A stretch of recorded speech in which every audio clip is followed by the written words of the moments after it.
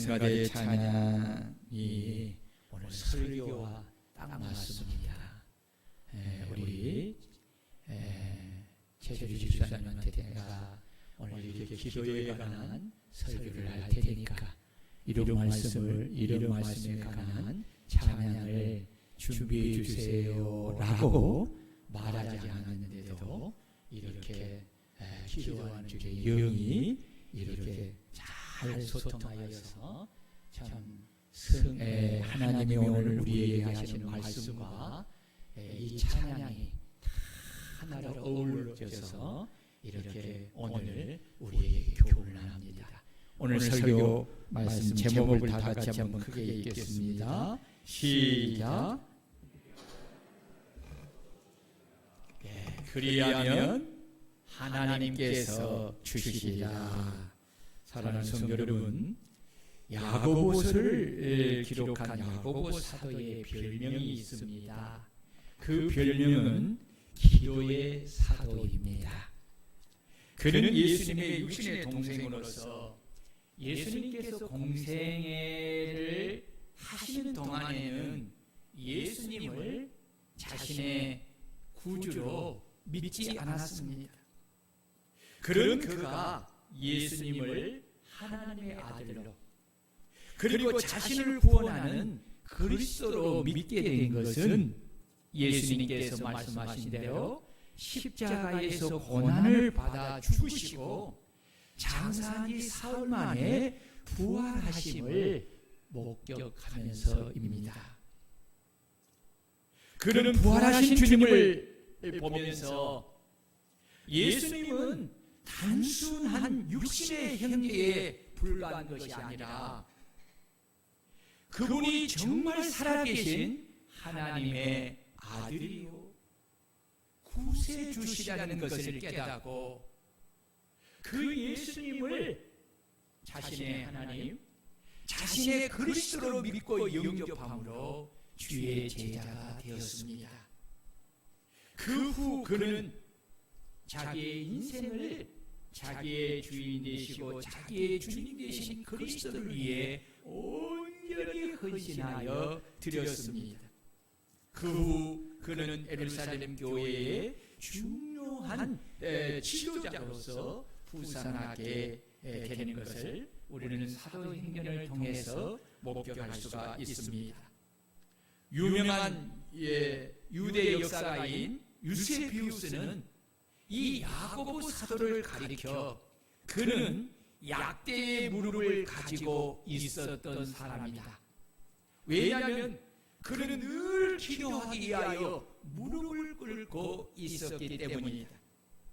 그가 기도한 자리는 깊이 패여 있었는데 이는 그가 항상 기도하였고 기도할 때에 몸부림을 치며 간절히 기도하였음을 보여주는 증거이다. 예수님의 제자 가운데서 기도하시는 예수님을 제일 많이 닮았던 제자가 바로 야고보이다 라고 그렇게 하였습니다. 그래서 야고보서는 기도에 관한 말씀으로 시작하고 기도에 관한 말씀으로 마치는 기도의 서신입니다. 신승훈 목사가 쓴 예수 없이 못 사는 남자라는 책이 있습니다. 읽어보셨는지 모르겠습니다.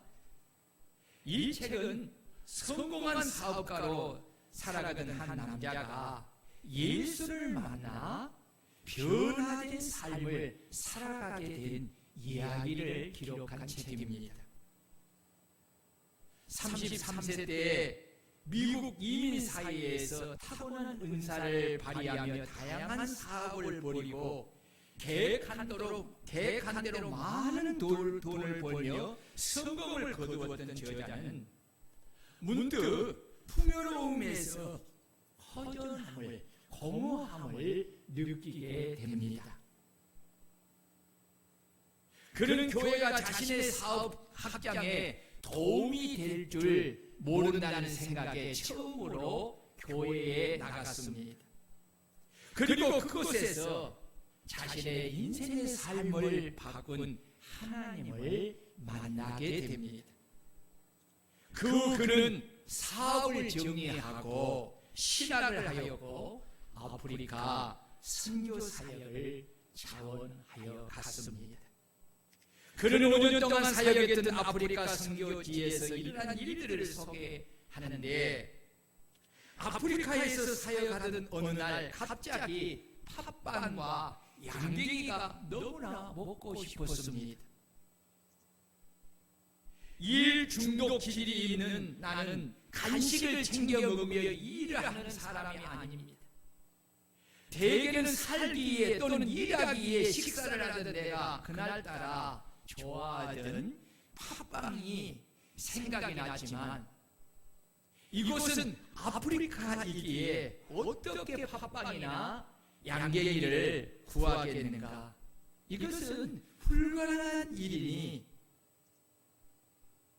내 생각을 접어야 하지 않겠는가? 속으로 이렇게 생각하지만은 쉽게 그 생각이 접어지지가 않았습니다. 그러면서 속으로 하는 말이, 양갱이나 팥빵이 먹고 싶다. 하나만 먹으면 정말 좋겠다라는 그런 생각을 하게 되었습니다. 이런 생각에 일을 마치고 집으로 돌아왔는데 깜짝 놀란 일이 생겼습니다. 왜냐하면 식탁 위에 자신이 그렇게 먹고 싶어 했던 팥빵과 양갱이가 버젓이 놓여 있었던 것입니다. 아니, 어떻게 아프리카에서 이 팥빵과 양갱이가 있지? 더구나 우리 식탁에 이런 일이 있을 수가 있어 라고 하면서 아내에게 어떻게 된 일이냐고 물어보니, 아내는 낮에 일본인 친구가 다녀갔는데 목사님이 팥빵을 너무 좋아해서 일본에 다녀올 때에 팥을 한 대를 가지고 와서 팥빵을 만들었다면서 집에서 만든 팥빵 5개와 일본에서 사온 양갱이 2개를 주고 갔다고 말을 한 것입니다. 그는 식탁에 있는 맛있는 팥빵 2개를 맛있게 먹고 또 좋아하는 양갱이를 입에 넣다가 너무 감격해서 많이 울었다고 합니다. 자신이 말하는 것이나 생각하는 것까지라도 하나님이 다 아시고 들으시고 우리의 소원을 만족하게 이루신 하나님 앞에 그 은혜가 너무 커서 양갱이를 먹으면서 많이 울었다고 합니다. 여러분, 하나님은 언제나 나와 함께 하시고 나를 위해 예비하시며 채우시고 풍성하게 주시는 그 하나님을 나는 날마다 만나게 되었다라고 그는 책에서 간증합니다. 야고보서는 복음을 듣고 개종한 유대 그리스도인들의 믿음과 실천에 관한 교훈입니다. 그들이 처했던 박해 상황에서 당해야 했던 많은 시련과 고난과 그 역경과 그 갈등을 하나님이 주시는 영적 지혜로 극복하여서 교회 공동체의 단합을 도모하였기에 야고보서는 신학의 자문이라고 사람들은 말하기도 합니다. 야고보는 시험의 때에 기쁨으로 인내함으로써 모든 면에서 부족함이 없는 성숙하고 원숙함에 이르라고 권면하고, 특히 시험을 이기는 지혜가 부족하다고 느끼는 자는 누구든지 시험을 이기기 위하여 하나님께 영적 지혜를 기도로 구할 것을 권면하고 있습니다. 그 이유는 시험을 이기는 영적 방법은 오직 하나님이 주시는 영적 지혜이기 때문입니다. 이 영적 지혜는 인간의 사색이나 학습이나 어떤 경험에서 얻어지는 지혜가 아니라 하나님의 말씀과 그분의 계시에서 오는 영적 지혜입니다. 이 영적 지혜는 이로부터 난 것으로 성결과 화평과 관용과 양순과 긍휼과 선한 열매를 가득히 담고 있는 영적 지혜입니다. 시험 가운데 있는 그리스도인들이 이 영적 지혜를 얻으면 시험을 이기고 그 시험을 통하여 유익을 얻게 되는 것입니다. 이 영적 지혜를 얻기 위해서는 오로지 영적 지혜를 후히 주시는 하나님께 그 영적 지혜를 구하여야만 얻을 수가 있습니다. 그래서 야고보는 시험을 당하여 영적 지혜가 부족할 때 하나님의 두 가지 성품을 근거로 하여서 모든 사람에게 후히 주시고 꾸짖지 아니하시는 하나님께 영적 지혜를 구하라고 명령하면서 그리하면 하나님께서 응답하여 영적 지혜를 풍성하고 넘치게 주실 것임을 확실하게 우리에게 밝히고 있습니다. 우리 하나님이 가지신 두 가지 성품이 무엇입니까? 하나님은 영적 지혜를 구하는 자에게 후히 주시고 꾸짖지 아니하시는 분이십니다. 믿습니까? 믿습니까? 믿습니까? 믿습니까? 어째 이 말씀에 아멘이라는 걸 이게 하라고 했는데도 왜 이렇게 입이 아멘이 안 떨어집니까? 여러분 믿습니까? 아멘을 잘해야 된다니까요. 그래야 없던 믿음이 생기게 된다니까요. 네. 그래서 이분 도대체 어때 벌리려고 그냥 다 다물고만 있었는지 모르겠어요. 네? 여러분 말씀을 들을 때 아멘으로 받으시기를 축원합니다. 그렇습니다. 여러분 우리 하나님은 어떤 성품을 가지고 계시느냐? 영적 지혜를 구하는 자에게 후히 주시는 분이십니다. 그리고 꾸짖지 아니하시는 분이십니다. 여기서 후히는 언어로 히브리어로 하플로스인데 순수히 너그럽게 무조건 기꺼이라는 뜻으로 하나님께서 모든 그리스도인이 영적 지혜를 기도로 간구하면 조금도 거절하거나 사용하지 아니하시고 주저함 없이 주실 것이라는 사실을 야고보 사도는 우리에게 가르쳐주고 있습니다. 그리고 꾸짖다는 언어는 오네이 비전 토스인데 비난하다, 책망하다, 나무라다라는 의미입니다. 하나님은 자신의 부족함을 인식하고 시험을 이기기 위해 지혜를 구하는 자에게 결코 책망하거나 나무라하지 않으신다는 것입니다. 오히려 하나님의 뜻 가운데 성장하기 위해 하나님께 지혜를 구하는 자에 대하여 하나님은 기뻐하시는 것입니다. 믿습니까? 그렇습니다. 하나님은 빈부의 기천이나 높고 낮음에 상관없이 하나님의 뜻을 행하는 데 필요한 지혜의 부족함을 느끼고 그것을 구하는 자에게는 책망하거나 꾸짖지 아니하시고 조건 없이 넘치도록 후히 풍성하게 주시는 분이십니다. 우리는 세상을 살면서 우리에게 찾아온 시련은 피할 수가 없습니다. 중요한 것은 그 시련을 어떤 자세로 극복하느냐 하는 것입니다.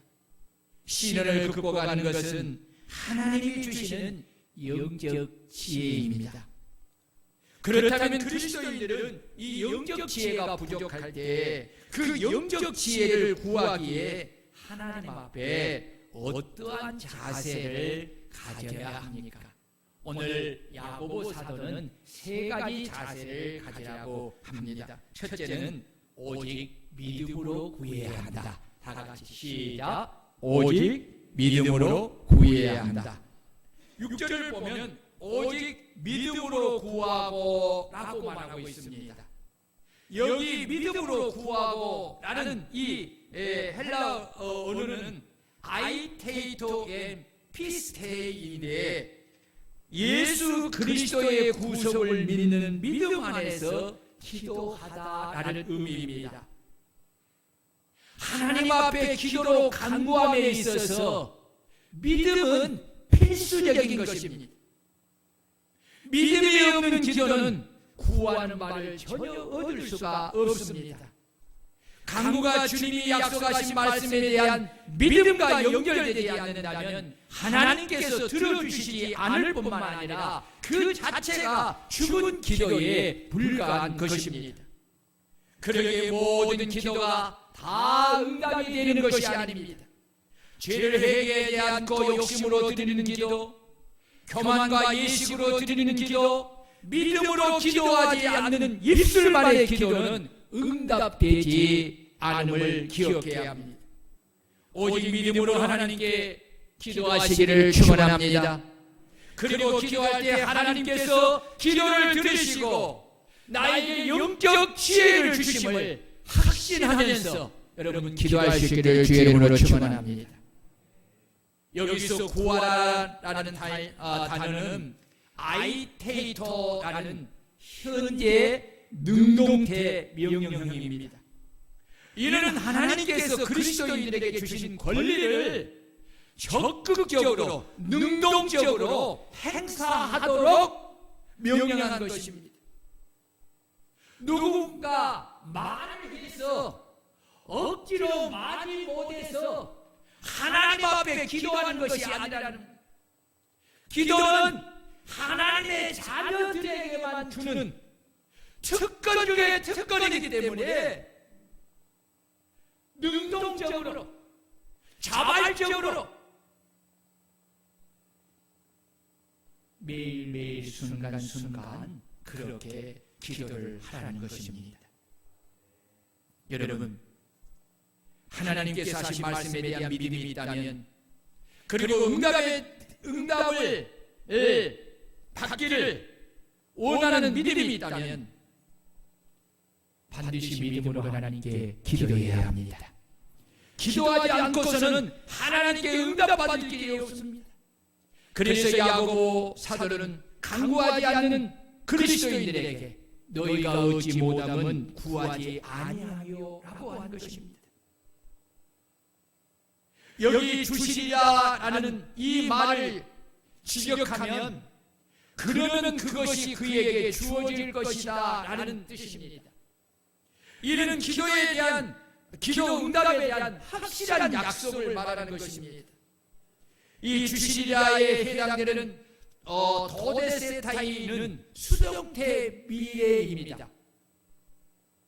여기서 수동태는 신적 수동태로서 지혜를 구하는 자에게 그 지혜를 주시는 분이 바로 하나님이시라는 사실을 나타내는 것입니다. 그렇습니다.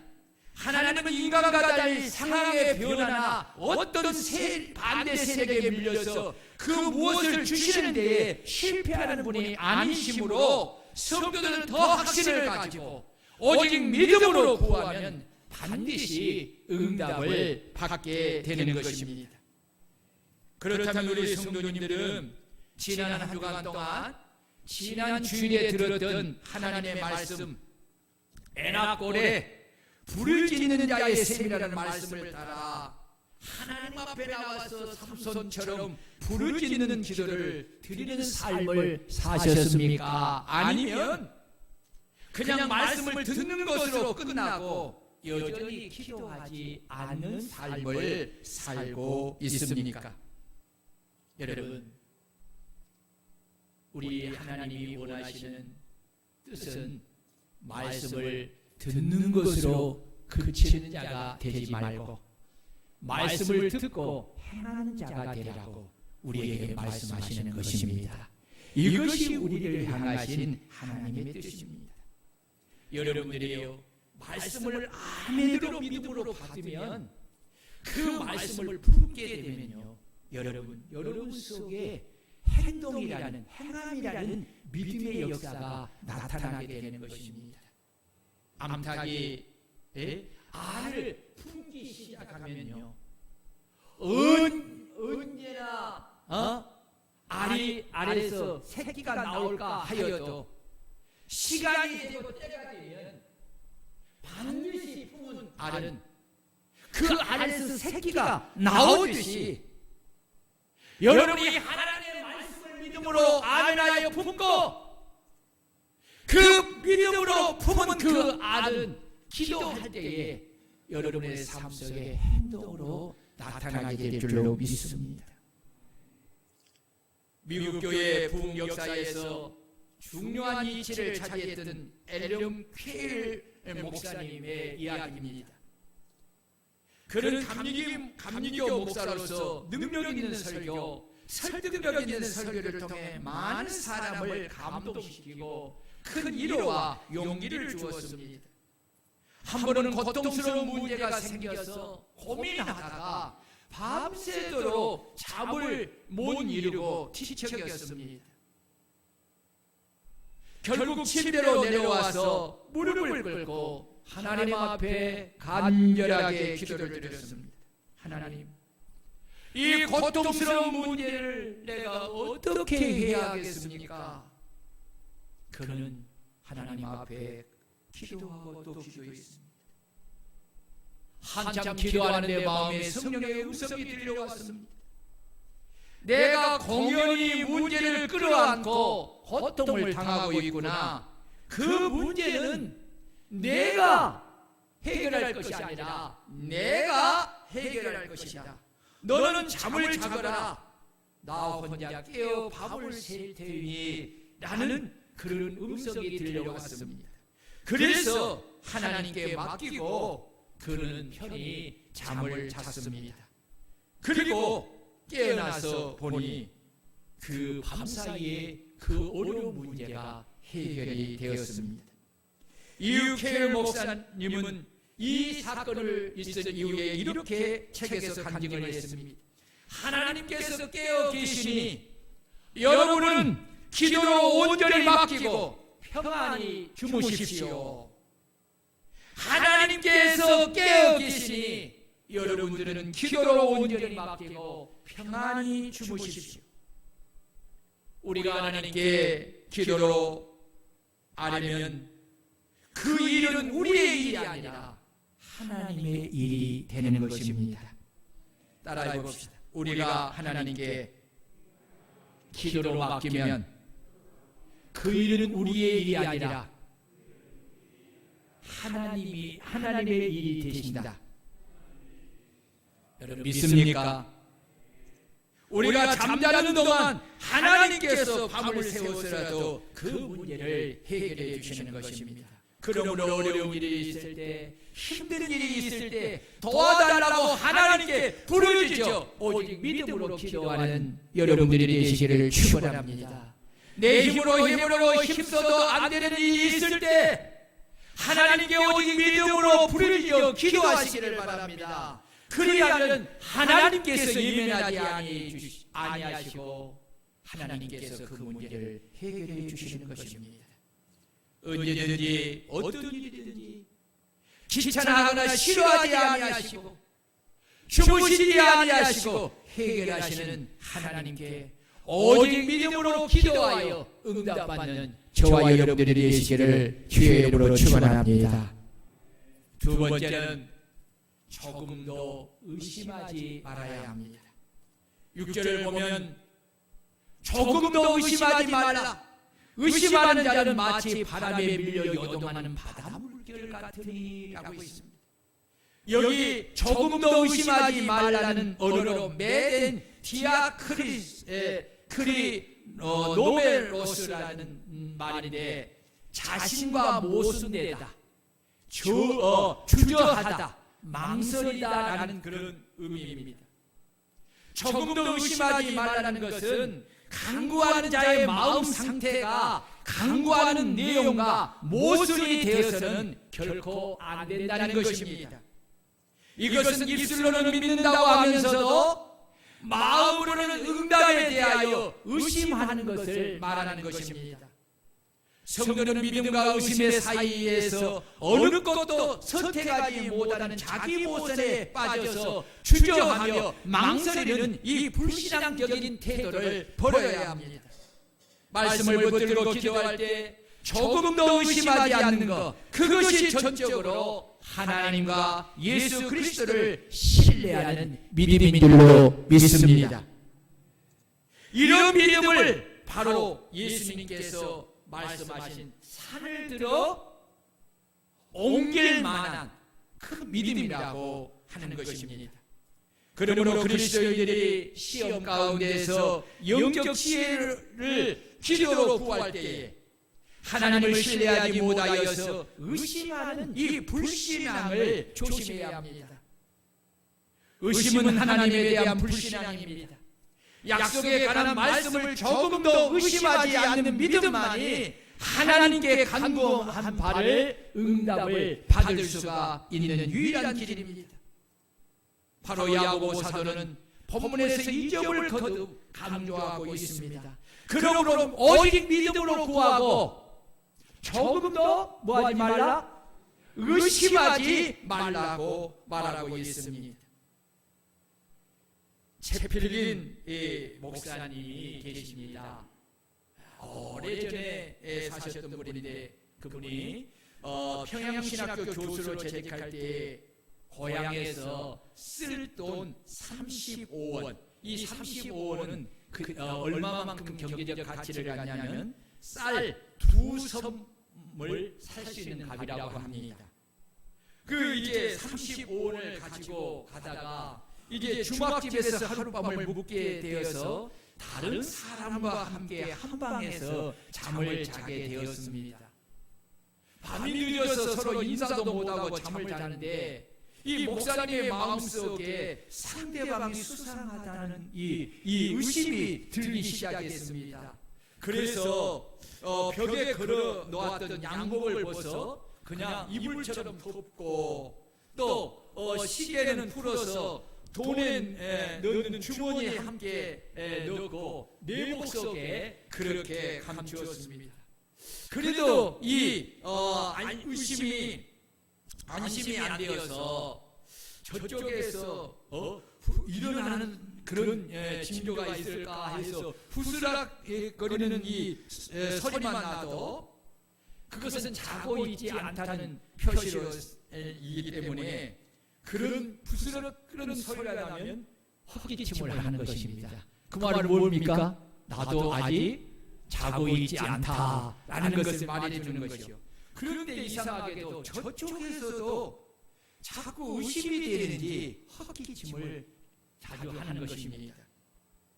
그래서 서로 의심하다가 밤을 한숨도 자지 못하고 그렇게 새벽녘이 되어서 이제 새벽녘이 되니까 목사님은 습관적으로 일어나서 이제 목침을 앞에 두고 기도를 드렸습니다. 기도를 마치고 일어나는데 상대방이 이 목사님의 그 거동을 보면서 말을 하기를 혹시 예수님을 믿으시나요? 라고 물었습니다. 그래서 예수님을 믿습니다 라고 했더니 그 상대방에서도 하는 말이 나도 예수님을 믿습니다. 그렇게 말을 하더니 이제 우리가 알고 서로 지냅시다 하고 그렇게 이제 통성명을 하고 자기는 교회의 목사고 또 통성명을 한 사람은 자기가 교회의 영수다, 영수의 직책을 가졌다라고 합니다. 이 당시의 영수는 오늘 우리 시대의 장로님을 뜻하는 것입니다. 이 장로님은 장으로 소를 사러 가는데 그 당시에 큰 돈인 500원을 가지고 있었기에 걱정이 되어서 밤새 잠을 잘 수가 없었다고 말을 합니다. 그러니 얼마나 서로가 그 이야기를 듣고 기가 막히겠습니까? 서로를 의심하였기에 한쪽은 목사요, 한쪽은 영수인 장로이면서도 돈 때문에 서로를 의심하다가 날밤을 새웠으니 두 사람이 손을 잡고 하나님 앞에 자기의 죄를 고백하고 회개하였다고 합니다. 그리스도인들은 기도할 때 하나님께 대한 믿음이 부족하여서 말씀에 대한 의심이 생기지 않도록 주의해야 합니다. 의심은 100% 마귀가, 악한 마귀가 내 마음속에 넣어준 생각입니다. 의심은 하나님이 하신 말씀을 부정하게 하고 불신하게 하는 것입니다. 많은 사람이 악한 마귀가 소리 없이 넣어준 이 불신으로 인하여서 하나님이 하신 약속의 말씀을 믿지 못하기에 믿음으로 기도하지 못하는 것입니다. 성도가 기도하지 않는 것은 하나님이 하신 약속에 대한 믿음이 떨어져 있기 때문입니다. 이 믿음이 떨어지게 된 원인은 악한 마귀가 나도 모르는 사이에 내 육신의 생각을 통해서 이 의심의 마음을 넣어주었기 때문에 그 의심이 무의식 속에서 나를 사로잡고 있기 때문입니다.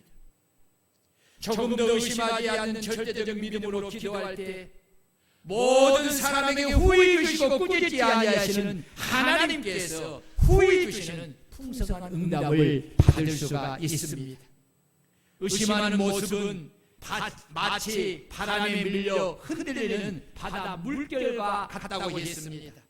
여기서 바다 물결이라고 비유한 것은 의심의 위험성과 더불어 의심의 성격이 액체와 같이 불완전한 성격을 지니고 있음을 말씀하신 것입니다. 바다의 물결은 어느 때는 마치 아무 일 없는 듯이 잔잔하여도 이내 요동치며 험상궂게 변모해 버리는 참으로 믿을 수 없는 불완전한 것입니다. 이뿐만 아니라 바다 물결의 비유는 의심의 규모가 바다처럼 끝이 없고 한이 없다는 것을 드러내주는 것입니다. 그리고 의심은 예부적인 요인인 바람에 의해서 절대적인 영향을 받는다는 것을 또한 말해주고 있습니다. 바다 물결은 바람의 언덕에 의해 아무런 저항도 하지 못하고 이리저리 밀려다닙니다. 바람이 부는 대로 바다 물결은 상하 좌우로 출렁일 수밖에 없습니다. 이것은 의심하는 사람의 마음의 태도가 상하 좌우로 출렁이는 물결처럼 불안정하게 요동침을 나타내는 것입니다. 따라서 야고보는 이 비유를 통해서 하나님께 간구하는 사람은 더욱더 예부적인 세력에 의해 환경의 바람이 부는 대로 상우 좌우로 출렁이는 물결처럼 불안정하게 요동하지 않도록 오직 말씀에 대한 절대적인 믿음으로 굳게 서서 조금 더 의심하지 않고 오직 믿음으로 간구하며 기도하는 성도가 되라고 오늘 우리에게 권면하고 있는 것입니다. 그리하면 하나님은 오직 믿음으로 간구하는 그에게 구하는 것을 후히 넘치도록 안겨주신다는 것입니다. 그러므로 기도할 때 마음과 생각에 의심이 들어오면 예수 그리스도의 이름으로 사단아 이 의심을 가지고 물러가라 라고 명하고 오직 성령을 의지하고 언제나 믿음으로 간구하며 기도하여서 모든 사람에게 후히 주시고 꾸짖지 아니하시는 하나님께서 후히 주시는 풍성한 응답의 축복을 받는 우리 성도들이 되시기를 주의 이름으로 축원합니다. 축원합니다.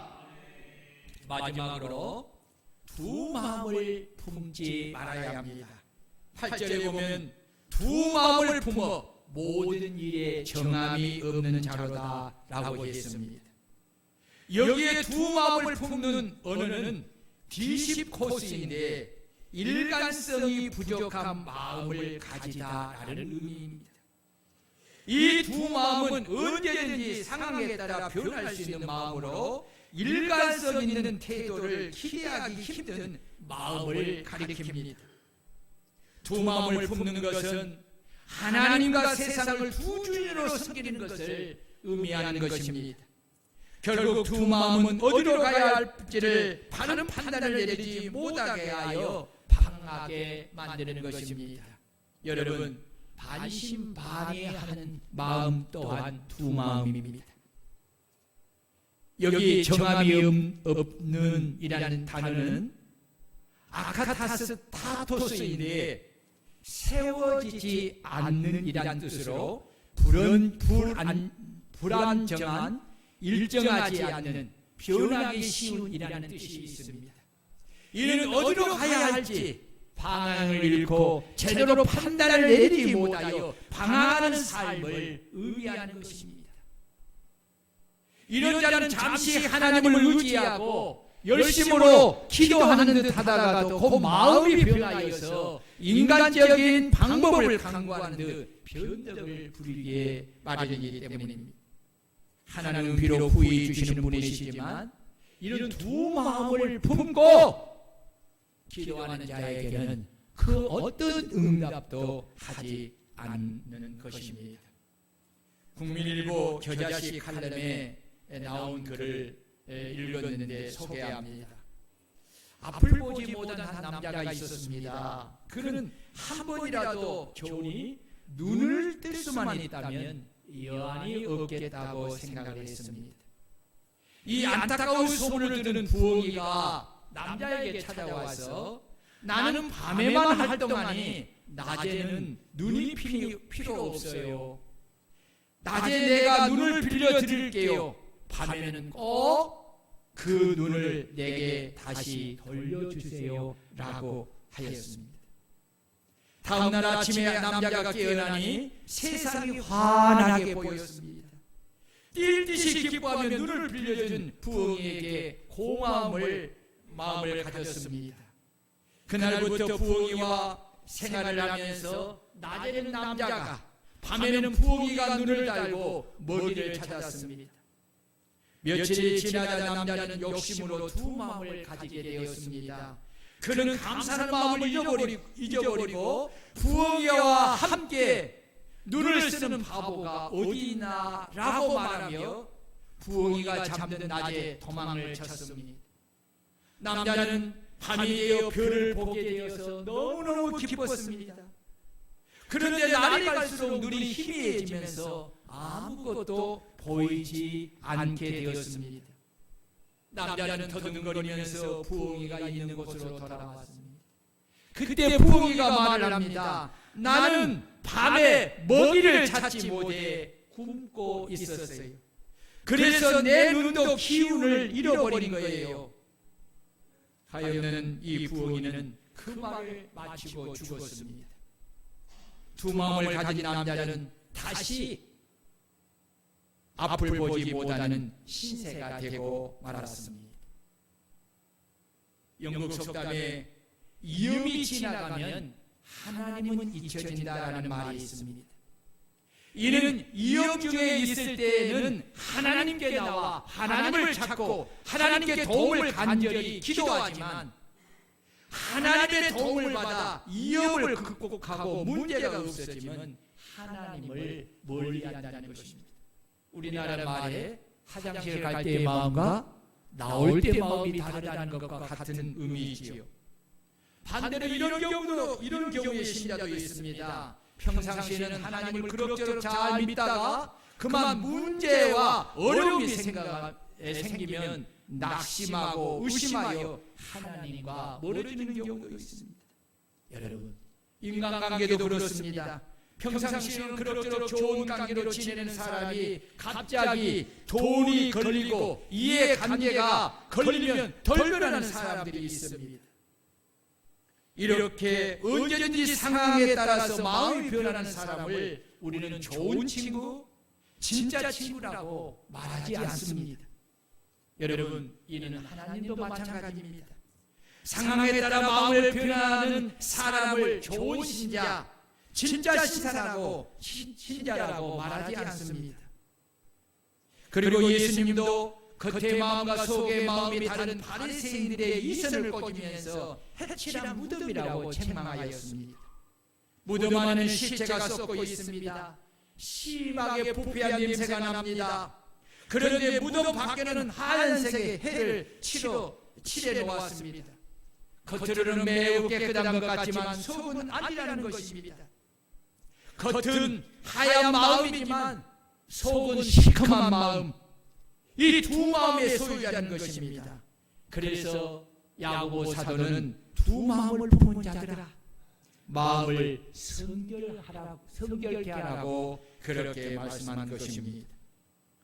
항상 우리 안에 두 마음이 충돌하고 서로 거슬리고 있습니다. 어떤 마음을 선택하느냐에 따라서 말이 달라지고 표정이 달라지고 행동과 삶이 달라지는 것입니다. 하나님의 마음이냐 아니면 인간적인 마음이냐, 믿음의 마음이냐 의심하는 마음이냐, 여러분 이 두 마음이 한 사람 안에 있다면 여러분 갈등할 수밖에 없는 것입니다. 요동할 수밖에 없습니다. 흔들릴 수밖에 없는 것입니다. 엘리야 선지자가 두 마음을 품은 이스라엘 백성들을 향하여서 너희가 어느 때까지 둘 사이에서 머뭇머뭇하려느냐, 여호와가 만일 하나님이면 그를 따르고 바알이 만일 하나님이면 그를 따를지니라 라고 두 마음을 품고 있는 그들에게 단마음을 가지라고 그들을 꾸짖는 것입니다. 하나님은 두 마음을 품은 자의 기도를 듣지 않습니다. 두 마음을 품으면 입술로는 믿음으로 구한다고 하면서도 마음으로는 하나님의 응답을 의심합니다. 입술로는 하나님을 의지한다고 말하면서도 마음으로는 세상적인 방도를 찾습니다. 하나님과 세상을 왔다 갔다 하며 양다리를 거치는 기회주의자의 모습을 보이는 것입니다. 그러므로 두 마음을 품지 말고 하나의 마음으로 오직 하나님께 믿음으로 구하여 영적 지혜를 얻는 우리 성도들이 되시기를 주의 이름으로 축원합니다.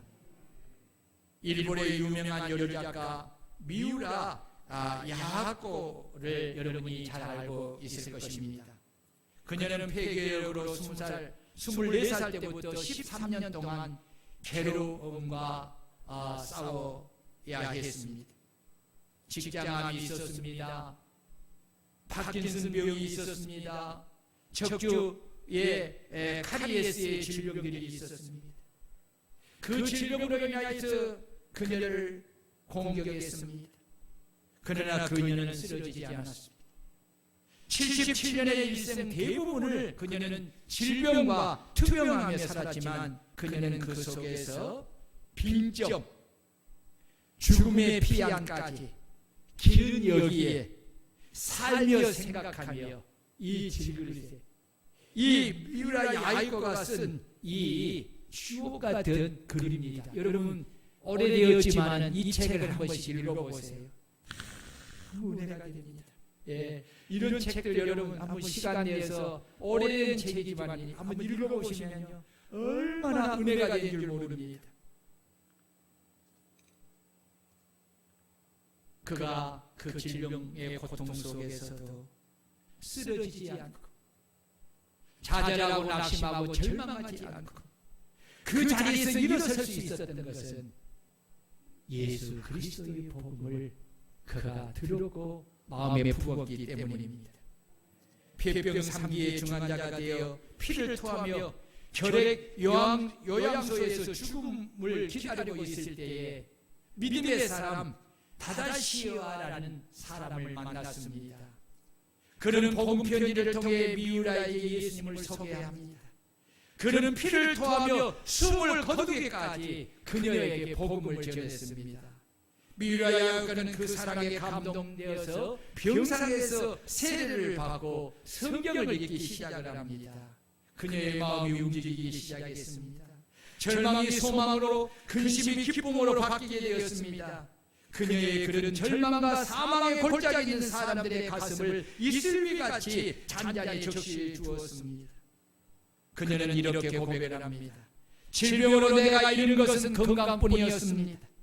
그 대신 신앙과 생명을 얻었습니다. 내가 질병으로 잃은 것은 건강뿐이었습니다. 그 대신 신앙과 생명을 얻었습니다. 무엇으로? 그 질병을 통해서. 인생의 깊은 동굴에서 오직 믿음으로 기도하면 하나님께서 그것을 감내하며 이기게 하시는 영적 지혜를 더하여 주시는 줄 믿으시기를 축원합니다. 사랑하는 성도 여러분, 우리가 당하는 시험과 고난을 인내로 극복하며 믿음을 지키기 위해서는 영적 지혜가 필요합니다. 그런데 우리에게 이 영적 지혜가 부족합니다. 이때 어떻게 해야 됩니까? 모든 사람에게 후히 주시고 꾸짖지 아니하시는 하나님께 오직 믿음으로 구하시는 성도들이 되시기를 축원합니다. 그리고 하나님 앞에 그 응답을 조금 더 의심하지 않는 성도들이 되시기를 축원합니다. 무엇보다도 두 마음을 품지 말고 오직 믿음으로 단마음을 가지고 여러분 영적 지혜를 구하시기를 바랍니다.